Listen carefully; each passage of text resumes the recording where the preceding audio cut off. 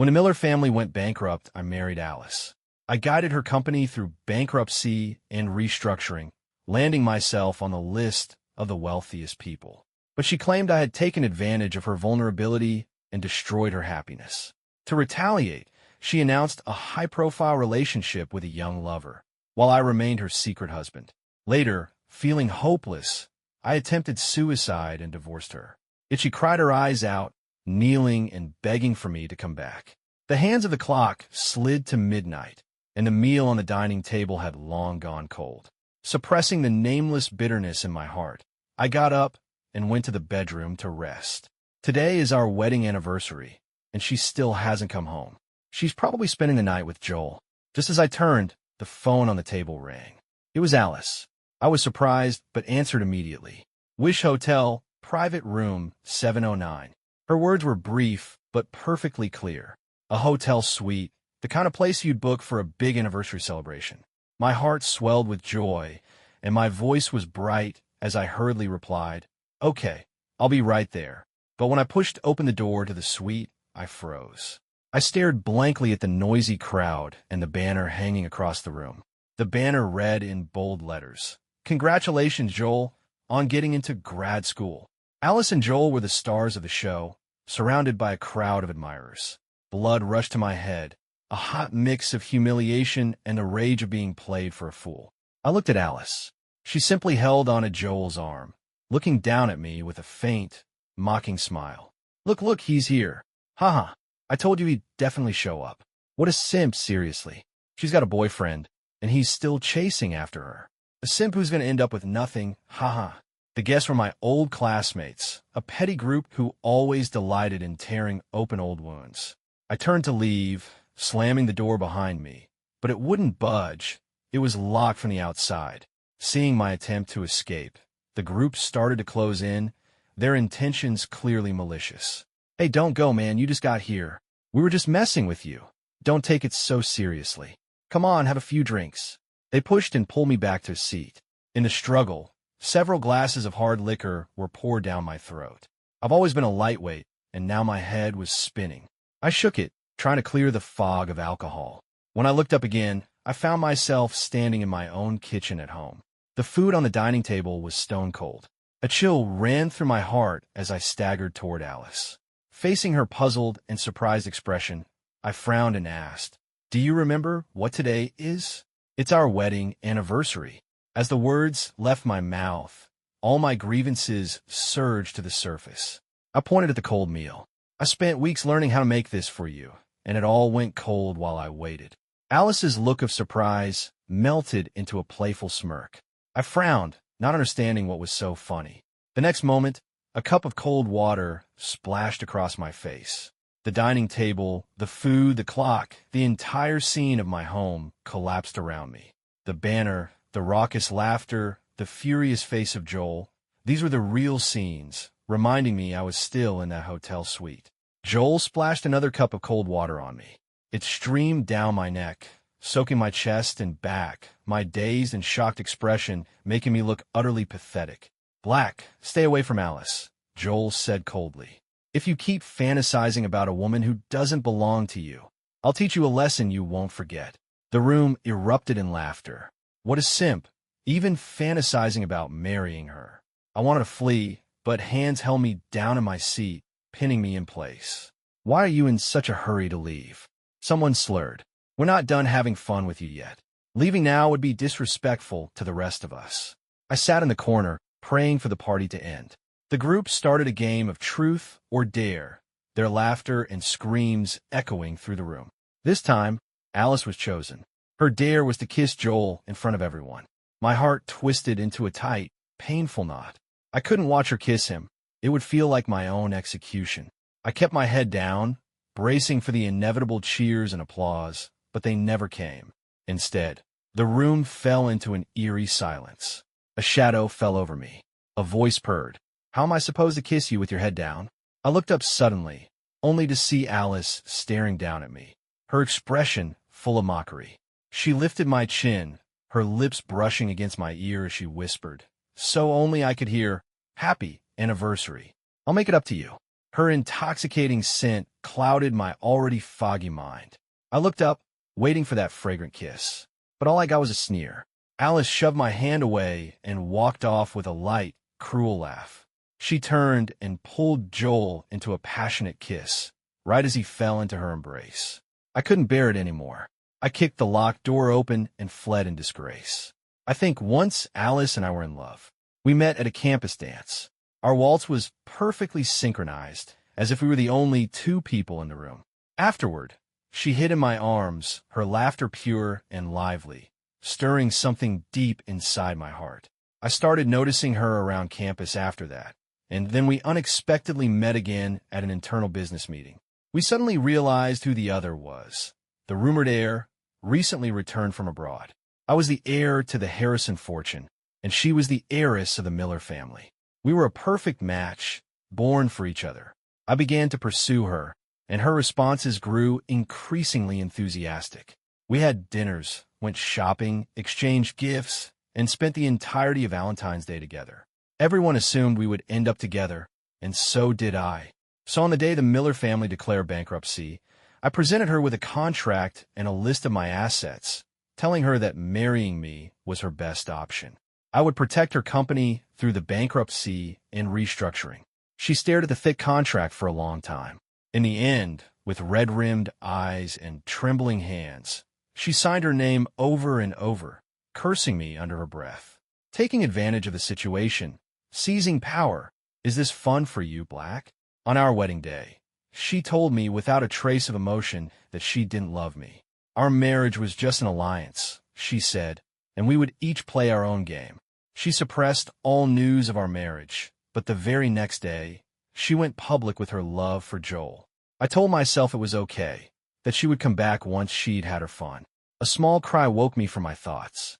Wait, why was that a woman's voice? I opened my eyes abruptly. Sitting next to the bed, crying softly, was a naked woman. The shocking scene hit me like a sledgehammer. No way. I lifted the quilt and saw that I, too, was naked. Seeing that I was awake, the woman began to cry harder. Last night, you were so drunk, and I brought you to a hotel to rest. But as soon as we got to the room, you suddenly pounced on me, you pinned me down, and then... She trailed off, sobbing. I clutched my head, trying desperately to recall the events of last night. Didn't I flee the party and go straight home? No, that wasn't right. I never made it home. The door to that suite had been locked. Seeing that I wanted to leave, they had repeatedly forced me back into my seat. I drank glass after glass to drown my sorrows until my head swam. The last thing I remembered was a woman helping me out of the suite. Black, she cried. We were classmates, and you took my innocence. Histoire de hair. Did we really last night? What else do you think happened? She retorted. I rubbed my temples, my irritation growing. How much money to make you shut up about this? No amount of money can make up for what you took from me. Enough, I shouted sternly. How long are you going to keep up this act? Schemes like this are beneath my notice. As the heir to the Harrison fortune, there are countless women trying to climb into my bed.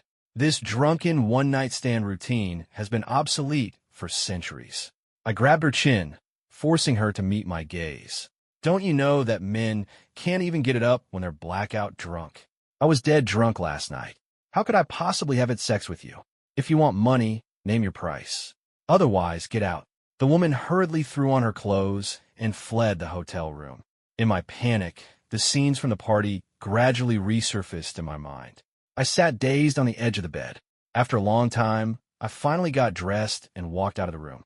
As soon as I opened the door, I saw Alice leaning against the opposite wall, smoking a cigarette, as if she'd been waiting for me.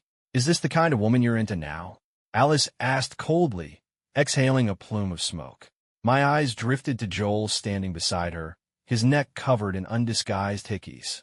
Joel was the only one who knew about my marriage to Alice. Sometimes, watching his clumsy and amusing attempts to win her affection almost made me laugh. A surge of annoyance washed over me, and I turned away, not wanting to look at her. Why not? You can play around with men, but I can't be with women? You're the one who said we should each play our own game. She stubbed out her cigarette and changed the subject. Do you know why I came to find you? I suddenly felt a prickle of unease. Alice and I never kept track of each other's whereabouts, So how did she know I was in this specific hotel room? Alice chuckled and tossed her phone at me. See for yourself. I caught it, my frown deepening as I looked at the screen. It was a social media post from the woman in my room, explicitly naming me and accusing me of assault. The accusation was vivid, full of graphic detail. Reading it made my stomach turn. I opened my mouth to defend myself, but Alice snatched the phone back, her eyes filled with disgust and disdain. Black, do you really get off on taking what you want by force? Wasn't forcing me into this marriage enough for you? Now you have to assault innocent women, too. My heart went cold. I was too exhausted to explain. I strode past her without looking back. Then let's get a divorce, I said. I'll give you your freedom. As soon as the words left my mouth, even I was shocked. I couldn't believe I had just suggested it. After all, we both knew that in this marriage, I was the one who humbled himself, the one desperately trying to hold it all together. Alice was stunned for a moment. Then she sneered. What a joke. I'm not joking. We can get divorced right now, I said firmly. I heard the sound of a phone shattering on the floor behind me. Alice yelled, her voice filled with rage. Divorce? Don't even think about it. I spent a fortune trying to contain the spread of the slanderous post, but the content was too sensational. It was shared and commented on thousands of times. More and more people found my phone number, and I was bombarded with constant calls, all filled with vile curses. I knew I couldn't endure it any longer. I found the woman who had framed me and had my lawyer serve her with a cease and desist. I informed her that court proceedings would begin next month, and that if she revealed the truth now, I might consider asking the judge for a reduced sentence.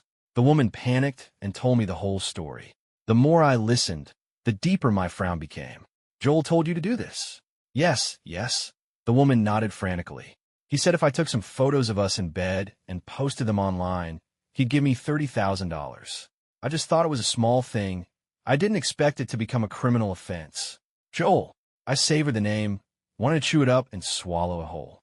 I stood up and turned to my lawyer. Daniel, make sure the punishment is as severe as the law allows. Ignoring the woman's desperate cries behind me, I strode out of the room.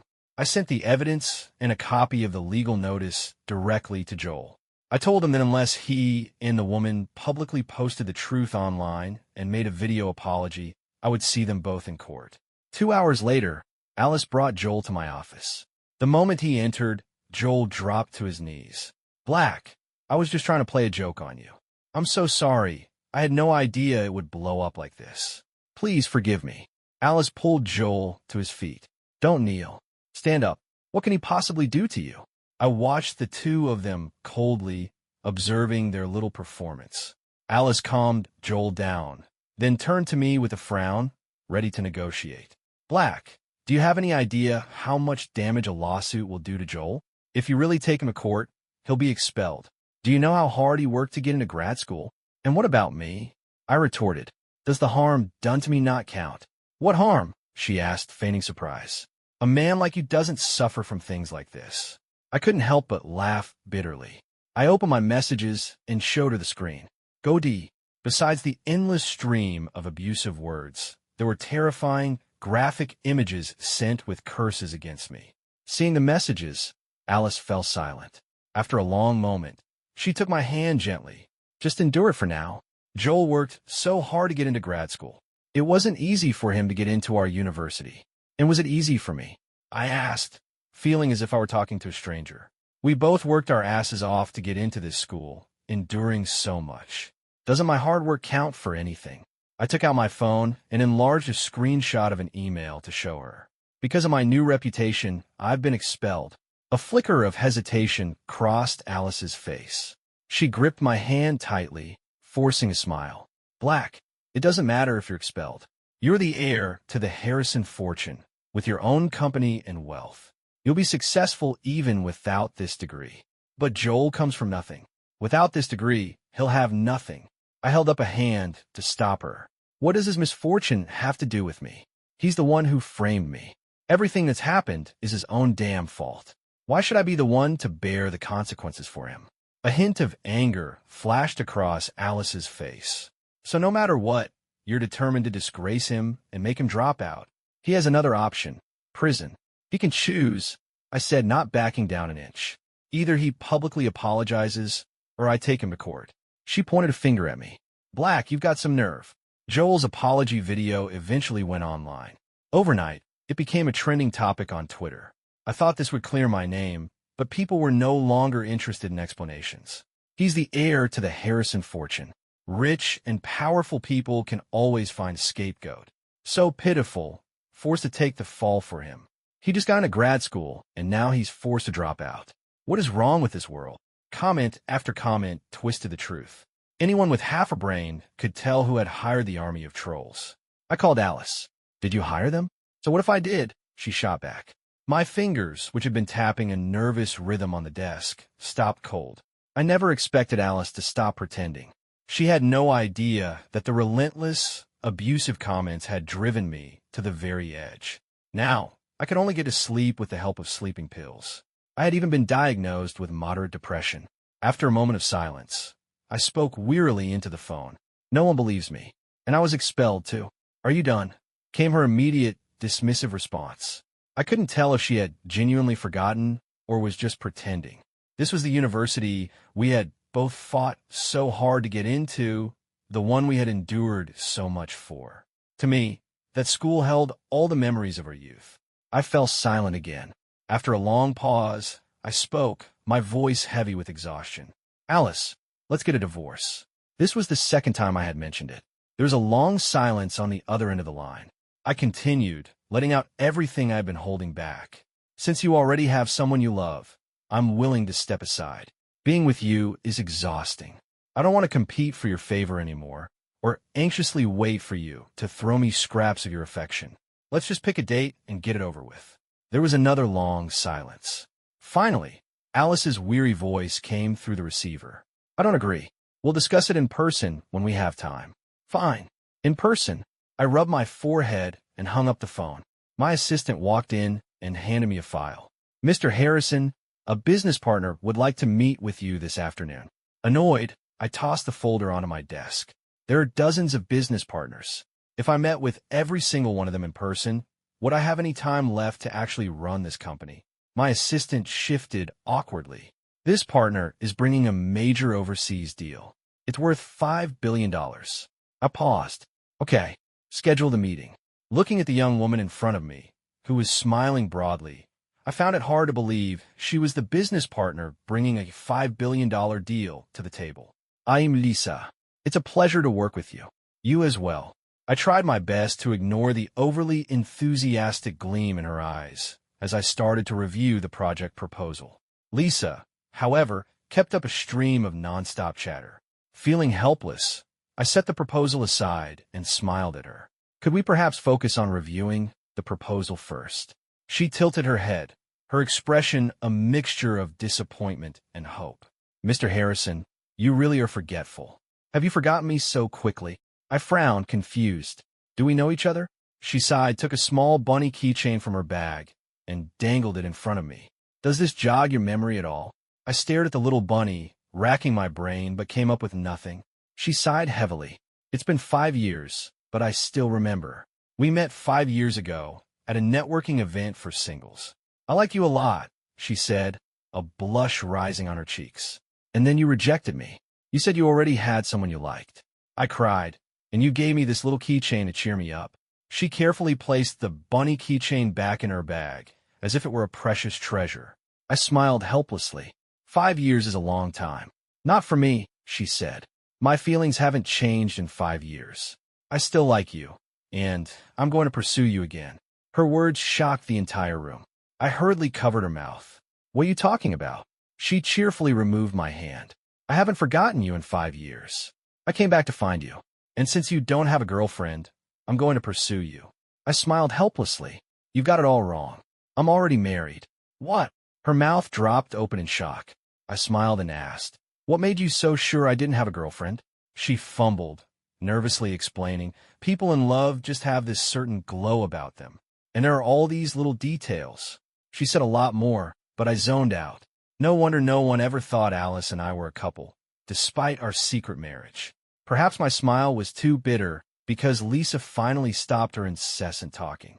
Are you okay? She asked, embarrassed. I came back to my senses, looked up at her, and gave a slight smile. I'm fine. Let's talk about the contract. That night, Alice came home reeking of alcohol. I helped her onto the sofa and covered her with a blanket. Just lie down for a minute. I'll go make you something to help with the hangover. As I turned to leave, a hand suddenly gripped my sleeve. Black, she slurred. We're not getting a divorce. Her drunken voice was a strange mix of grievance and flirtation. I stopped in my tracks. Her body felt soft and boneless as she clung to my rigid frame, her breath a heavy cloud of alcohol. Black, we're not getting divorced. We'll stay together. Black, Black, she called my name over and over, her voice full of a desperate dependence and affection. I sat by her side, gently stroking the hair back from her forehead. Alice, why don't we just get a divorce? You don't love me, and you have Joel. I'm just your secret husband. Divorcing me won't cost you anything. Her heavy, drunken breathing stopped abruptly. I sighed softly and stood up. You're not that drunk. Your acting isn't convincing.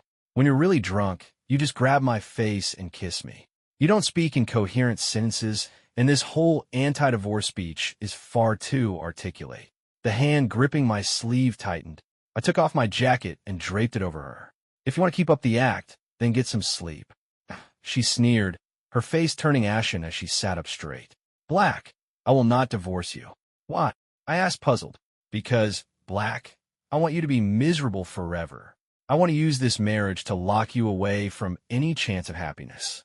I laughed, pulling a cigarette from its hiding place under the sofa and lighting it. You play with men, I'll play with women. How exactly is this marriage going to restrict me? She patted my cheek. Because I'm your first love, the one you can't forget. Even if I'm tarnished and broken, I'm still your unforgettable first love. I caught her hand. If I remember correctly, I'm your first love, too. Your unforgettable one. So you can cheat, but I can't. She was speechless for a moment. I smiled. Let's divorce. I'll give you a massive settlement. You can live comfortably for the rest of your life. Black, she seethed, furious, knocking a wine glass off the table and grabbing my collar. Money, money, money. That's all you care about. Is everything about profit to you? You married me for my company shares, and now you want to divorce me for your own benefit. Why do you always have to be so damn rational? Can't you just sweet-talk me like other men do? Are you insane? I shove her away. You're being completely unreasonable. Get out. Alice spat through gritted teeth, pointing to the door. I grabbed my coat and opened the door, only to have someone lunge directly into my arms. Lisa scratched her head and laughed sheepishly. Seems like I came at a bad time. I pushed her away gently and strode toward the elevator. Eavesdropping isn't a good habit. A misunderstanding, a total misunderstanding, she explained, pulling a stack of documents from her briefcase and handing them to me. This contract is urgent, so I had to bring it to your home. I took the file, opened it, and began to carefully read the figures. Black, Lisa interrupted. I plan to pursue you again. She looked at me, her eyes full of determination. I'll wait for you to get divorced, and then I'll pursue you. I'm not going to give up like I did 5 years ago. Feeling helpless, I lifted the folder and gently patted her on the head. All right, young lady, I joked. I'll be waiting. She chuckled. A cold, abrupt voice echoed in the empty stairwell. Black, so this is why you want a divorce. Alice stood there with her arms crossed, staring at me darkly, her eyes shifting between me and Lisa. If this is the reason you want a divorce, then I disagree even more. She stepped forward, looking down at Lisa with a cold sneer. Little girl, rushing to be a homewrecker? Don't you have any shame? Lisa retorted immediately. A cheater like you is worse than any homewrecker. Seeing that the two were about to start a full-blown argument, I quickly pushed Lisa into the elevator and hit the button for the ground floor. Alice grabbed me, standing on her tiptoes to grip my collar. Cheating on me? She asked angrily. Get lost, I shot back. I pushed her away, straightening my disheveled collar, equally furious. What right do you have to say that to me? Damn it, Black, you have a wife. And did you ever remember you had a husband when you were all over Joel? I was so angry I was shaking. So it's justified when you cheat, but it's an outrage when I do. You're unbelievable. There's nothing going on between me and Joel, she claimed. That made me laugh out loud.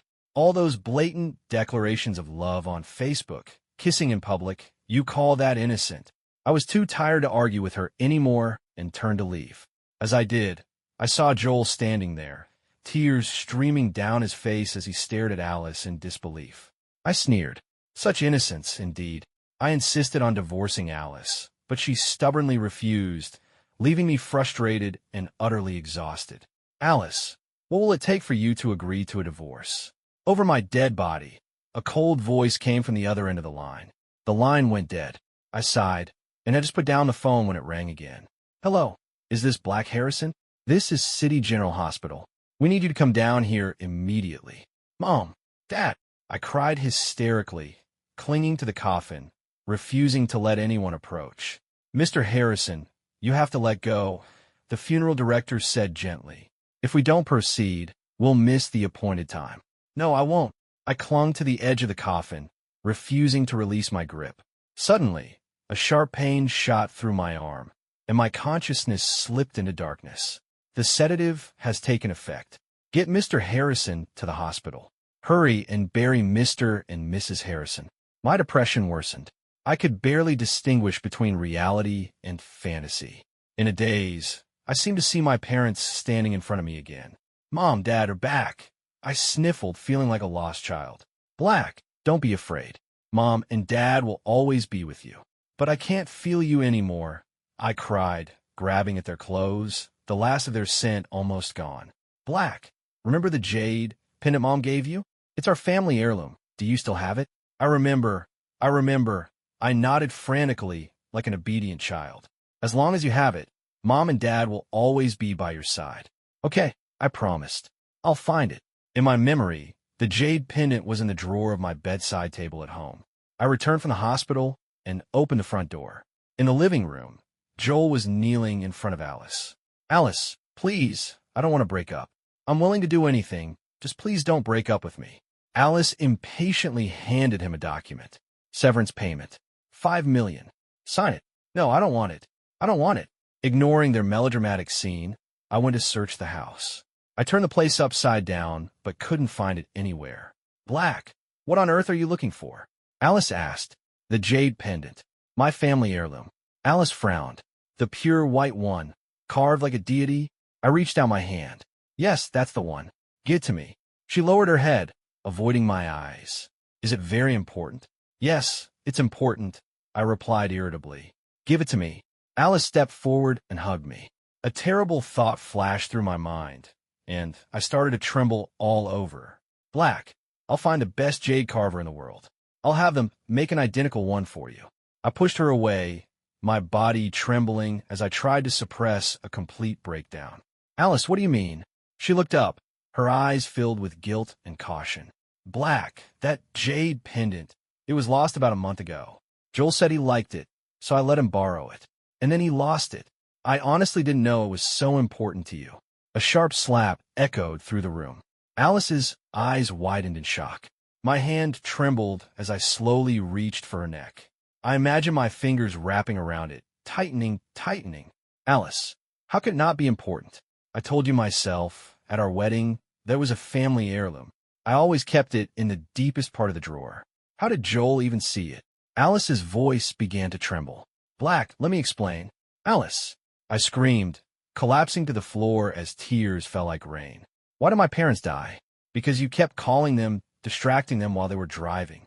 If you didn't want a divorce, you should have come to me. Why did you have to bother them, trying to get them to change my mind? Alice, you've won. I cover my head, squatting in agony, screaming in pure despair. After a long time, I looked up and spoke to Alice, my voice firm. You said you'd only divorce me if I died. Fine, I'll go die now. In an instant, I rushed into the kitchen, grabbed a knife, and slashed at my own neck with all my strength. My last memory is of blood pooling on the floor and Alice's frantic cries as she tried to stop the bleeding from my neck. After that, Alice finally agreed to the divorce. After we walked out of the courthouse, I never saw her again. She had said that as long as she was alive, she would never give up on reconciling with me. I just walked away without looking back. Lisa held my hand carefully, her eyes glancing at the heavy bandages around my neck before she handed me a brochure. These rehabilitation centers all have excellent programs for severe depression. I didn't take it, just stared out the window at the rapidly passing trees. Find one with a lot of trees, I muttered. It was spring, and everything was coming back to life. I thought that maybe, just maybe, I could too. I transferred to a suitable rehabilitation hospital, but the treatment wasn't effective. In fact, my condition worsened. Lisa began to doubt the hospital's competence and arranged for me to be transferred again. She pushed my wheelchair through the lush garden, excitedly making plans for a recovery trip we could take. I looked up, smiling at the young woman who had stayed by my side through everything. Lisa, I started, but the name got stuck in my throat. I had seen a fleeting figure among the trees, and I froze. "What's wrong?" she asked, puzzled. I shook my head. "Nothing. I must have imagined it." "Oh," she said, and kept pushing me forward. The gate was getting closer. "Stop," I shouted, startling her. "What is it?" I grabbed her hand. "I think I just saw Joel." "Joel?" she asked, confused. I nodded. She laughed, a hint of cruelty in her tone. "I'll have someone check right away. If it's really him, then things are about to get interesting." After spending so much time with Lisa, I had discovered that her personality wasn't nearly as simple as it first appeared. She was always cheerful, especially towards me, but in business, she was ruthless. She never hesitated to use underhanded tactics when necessary. Just like now, in front of me were two people tied up and covered in blood. Black. One is Joel, and the other is his twin sister. The person you saw at the hospital was his sister. She removed the gag from the person on the left. The person, his sister, gasped for air. "It was Joel," she screamed. "He made me do it. He said if I messed with your medication dosage, you'd never get better." I personally pulled the gag from Joel's mouth and asked softly, "Joel, we have no quarrel. Why would you do this to me?"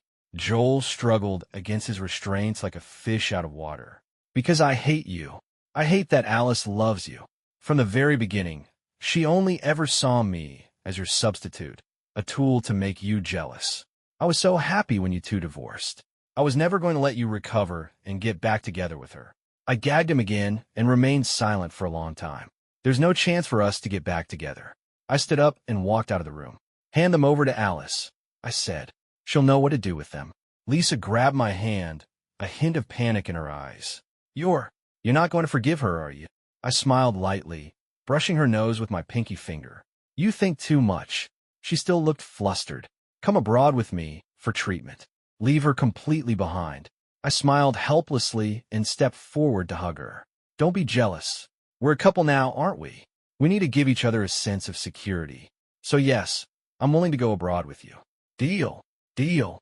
The plane slowly descended, and the high-rise buildings of the city gradually appeared on the horizon. After 5 years, I had returned. Lisa sat next to me, angrily flipping through a magazine. "What is this garbage?" "Now they're writing about her undying love for you." I rubbed her head, laughing. "Why are you angry when I'm not?" "Let me just read you what these gossip sites are saying," she huffed. "Miller heiress kneels in public, begging for forgiveness. Who is the mystery man she's pining for? Alice Miller holds press conference, reveals shocking secrets of a corrupt rehabilitation center. Alice Miller, heiress to millions, still single. What's her secret?"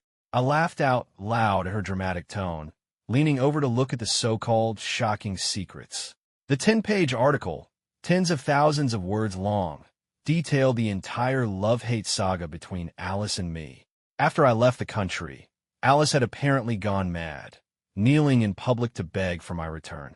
She had even sent Joel to a psychiatric hospital, where he was allegedly tortured day and night. Upon learning of my return, she had prepared meticulously to welcome back her ex-husband. I raised an eyebrow, finding the whole thing morbidly amusing. Lisa held my hand tightly. "Do they think I'm dead or something? Completely ignoring your actual partner." I chuckled. "All right, I'll show them who my partner is." At the airport, a swarm of cameras and reporters were all focused on Lisa and me. Alice stood in the center of the arrivals hall, holding a large bouquet of flowers, clearly waiting for me. After 5 years, she had lost a lot of weight, and the look in her eyes was far more humble. Seeing Lisa and me holding hands, a flash of severe pain crossed her eyes, but she still forced a bitter smile. "Black, I have so much to say to you." I raised my hand to stop her. I lifted our interlocked hands high for everyone to see. I know what you want to say, but there's no need. Lisa and I are back to get married. The wedding is in a week, and you're all welcome to attend. With that, I held Lisa's hand and walked out of the airport. Somehow, Alice got my new phone number and sent me a video. I clicked on it. It showed Joel being tortured. A text followed. Black, I took revenge on him for you. Will you forgive me now? I just shook my head and sighed softly. Perhaps in our story, there were no true heroes or villains. I sent her a digital invitation. You're welcome to attend my wedding. Then I blocked her number. Alice died. She committed suicide the day after my wedding. She had attended the ceremony. I learned later, but only watched from a corner alone. I hadn't seen her there.